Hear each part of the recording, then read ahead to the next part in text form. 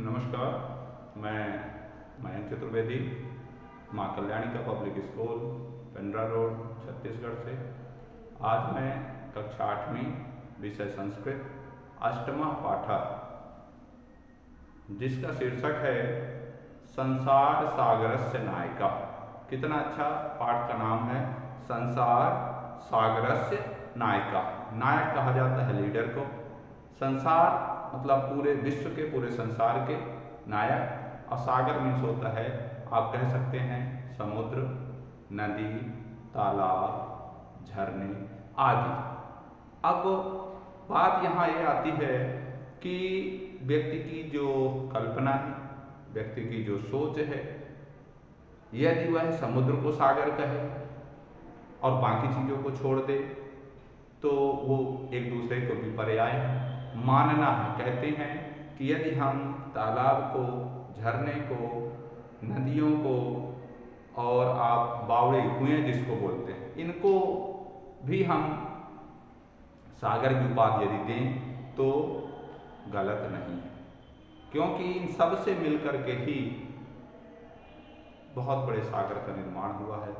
और जो इनकी कृति है, इनके जो इस बात के जो लेखक हैं अनुपम मिश्र जी हैं, और इनका जन्म जो हुआ था 1948 में हुआ। और इन्होंने बहुत अच्छी राजस्थान की रजत बूंदें से उन्होंने इस कृति को लिया है। इसमें इन्होंने बताया है कि वास्तविक में तालाब को का निर्माण करना, कुएं का निर्माण करना, वृक्षों को लगाना कितना बड़ा परोपकार है। और इसी से संबंधित एक पाठ है। आपने देखा होगा कि प्राचीन काल में, पहले के समय में लोग तालाबों का निर्माण कराया करते थे, क्योंकि वह परोपकार के लिए होता था। और आज के समय में यदि हम देखें, बड़े बड़े शहरों में चले जाएं, इससे पहले आप बहुत से वहाँ तालाब देखे रहे होंगे, लेकिन यदि अब जाते हैं तो अब हमें वहाँ तालाब नहीं दिखाई देता, बल्कि उसके जगह एक बड़ी सी इमारत दिखाई देती है। इसका तात्पर्य यह है कि लोग तालाबों को बंद कर दिए, उसको भटवा दिए, उसके जगह अपनी इमारत बनवा लिए, ग्राउंड फ्लोर भी बनवा लिए, जमीन के एक नीचे एक हिस्सा बन गया, उसके ऊपर बनवा लिए, मतलब वो जगह तालाब रही नहीं गई। झील यदि कहीं है तो धीरे धीरे वो बंद हो जा रही, बंद करवा के कुछ न कुछ बनवा दिया, इमारत बनवा दिया जाता है। क्यों? कोई भी व्यक्ति आज के समय में आप कह सकते हैं कि तालाब का निर्माण कराना, कुएं का निर्माण कराना, क्योंकि ये सब परोपकार के लिए बने थे, ये ऐसा कोई नहीं करता। हर घर में आज आप देखें कि समर्सिबल पंप लगा होगा, बोर लगा होगा, बस स्विच ऑन करो, आपके घर में पानी आ जाएगा। पूछा जाए कि कुएं से पानी कैसे निकाला जाता है, क्या उसका प्रोसेस है और क्या क्या हो सकता है, किस किस के लिए उपयोग में आ सकता है, तो नहीं, पर्सनल है, स्वयं के लिए है। तो यहाँ बात आती है, परोपकार का जो शब्द था वो धीरे धीरे कम हो गया है। तो यहाँ जो पाठ में बताया गया है संसार सागरस्य नायिका, इसमें लाइन है कि के आसन ते अज्ञात नामना। ये अज्ञात नाम कौन कौन से हैं? वो नाम कौन कौन से हैं जिन्हें हम नहीं जानते हैं? तो उनके जानने के लिए इसमें लिखा है, सतसह सहस्त्रसह तड़ागा सासय शून्यात न प्रकटीभूता। सतसह, सत माने होता है 100, और सहस्त्रसह माने होता है हजारों, मतलब 100 और हजारों। तड़ागा मतलब होता है तालाबों को, 100 और हजारों तालाबों को यदि हम मिला करके यदि देखें तो वह कभी भी शून्य नहीं हो सकते। वो शून्य की परिभाषा, शून्य मतलब सब कुछ खत्म, कभी भी खत्म नहीं हो सकते हैं। तात्पर्य यह है, इमे यो तड़ागा संसार सागरा इति कथ्यते। ये सब तालाब आज भी संसार के सागर कहे जाते हैं।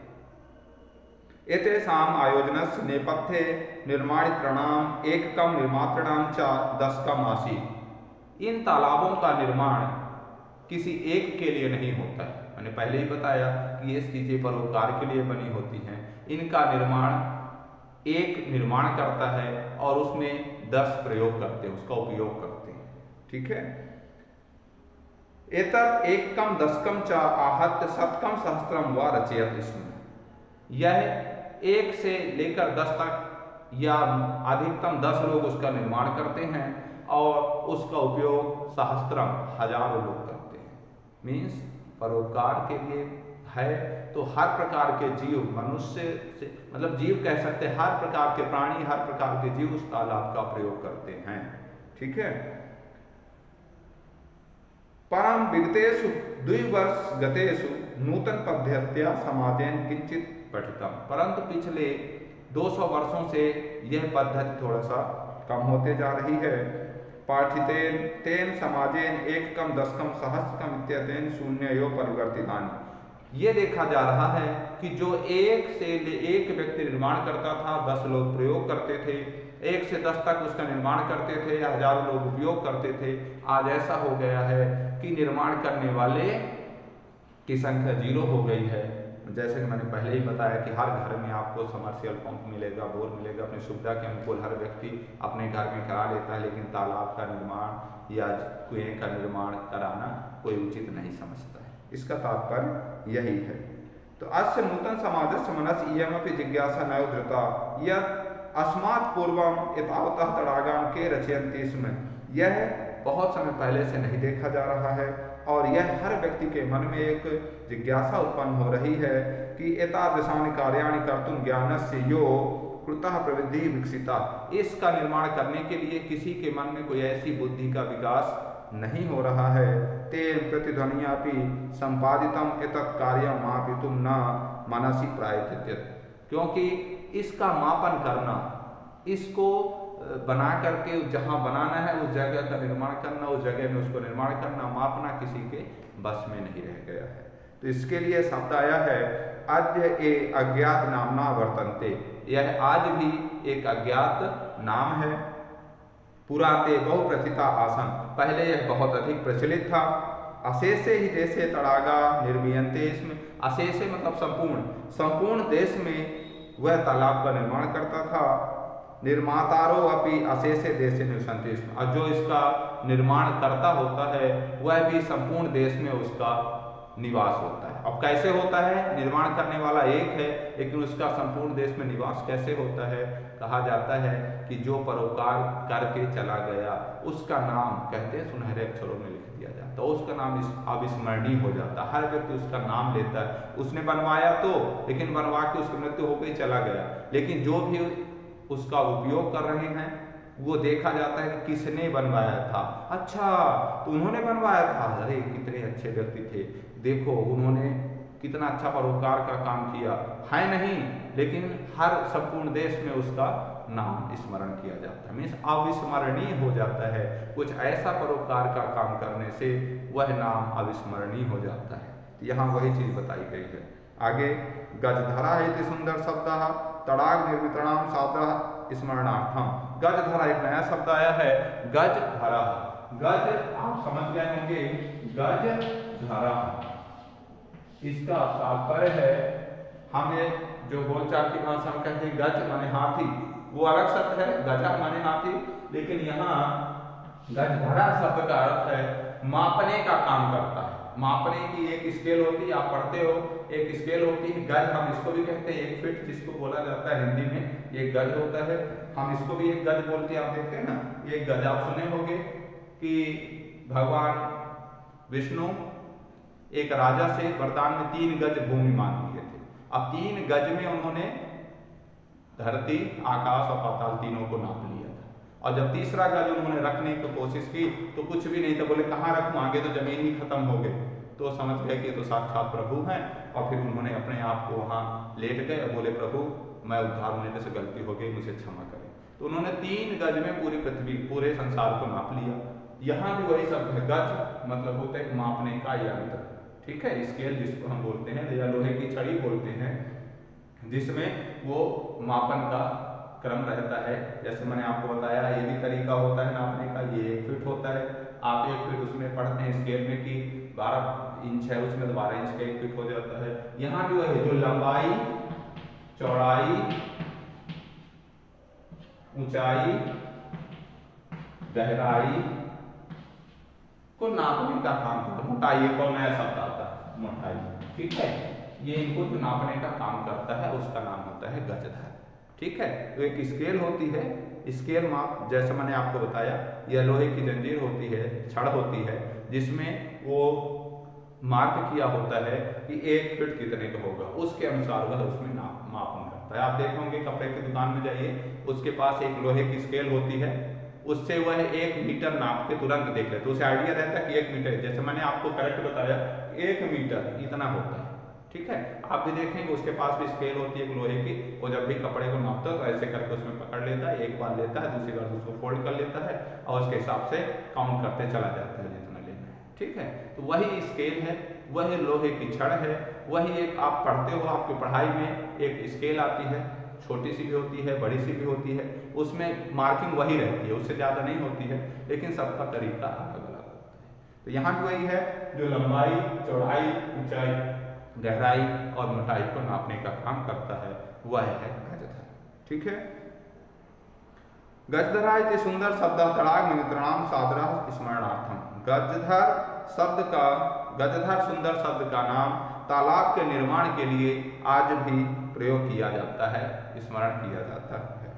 राजस्थान केचित् भागेषु शब्दोऽयम् अद्याप प्रचलित। राजस्थान के कई भागों में आज भी इसका नाम प्रचलित है। कह गजधरा, गजधर कौन है? यह गज परिमाणम धारयति सह गजधरा, जो गज परिमाण को मापता है, नापने का काम करता है, वही गजधर है, ठीक है। गज परिमाणम एवं मापन कार्य उपयुज्यते। गज परिमाणम एवं मापन कार्य उपयुज्यते। गज मतलब लंबाई, चौड़ाई, गहराई और ऊंचाई को मापने का जो काम करता है वही गजधर है, ठीक है। समाजे त्रिहस्ता, समाज में 3 हस्त हैं। परिमाणात्मिकी लौहष्टि हस्ते गृहीत्वा चलंता गजधरा इदानीं शिल्प रूपेण नव समाधता सन्ति। जैसे परिमाण के रूप में, लोहे के रूप में और लोहे के हस्त के रूप में, जैसे मैंने आपको बताया कि हाथ से भी उसको नाप लेते हैं, ऐसे भी नाप लेते हैं, स्केल से भी नाप लेते हैं, इसके कई सारे तरीके हैं, उसको व्यक्ति अपने अपने तरीके से मापन का काम करता है। गजधरा या समाजस गंभीर्यम मापेत इत्यस्मिन् रूपे परिचिता। इसका यह गंभीर मतलब बहुत अधिक गहराई को मापने में प्रयोग किया जाता है। गजधरा वास्तुकार आसन, गजधर वास्तव में वास्तुकार भी है।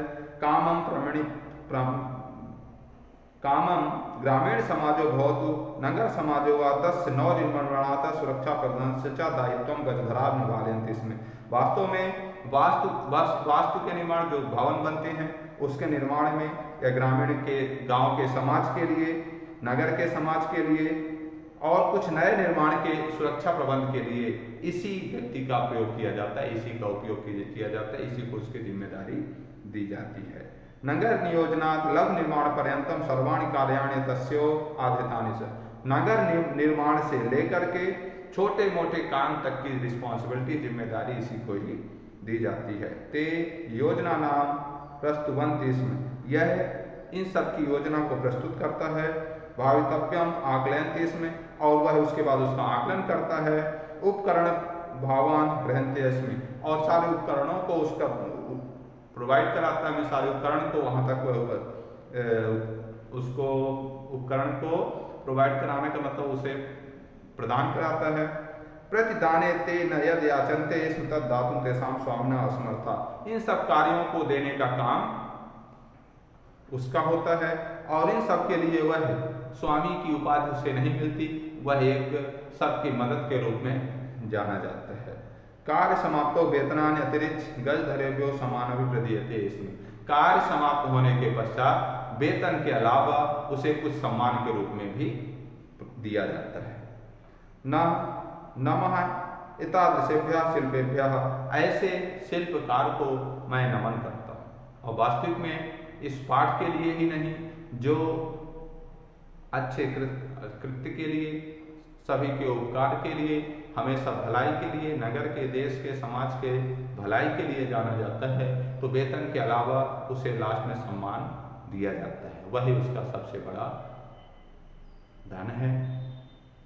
क्योंकि जो रुपया, पैसा, धन दौलत है, ये तो सब लुप्त होने वाली चीज़ है, लक्ष्मी है, आज है कल नहीं है, कल है आज नहीं है, तो लक्ष्मी, उसका आना जाना तो बना रहता है, लेकिन जो सम्मान है वह सम्मान जीवन पर्यंत बरकरार रहता है। जैसे इससे पहले आपने सुना कि हमेशा हमेशा उसका नाम अविस्मरणीय हो जाता है। तो वही है उपकार, वही है परोपकार, वही है सम्मान। यदि वो सम्मान एक बार मिल गया तो वह कभी खत्म ना होने वाला है।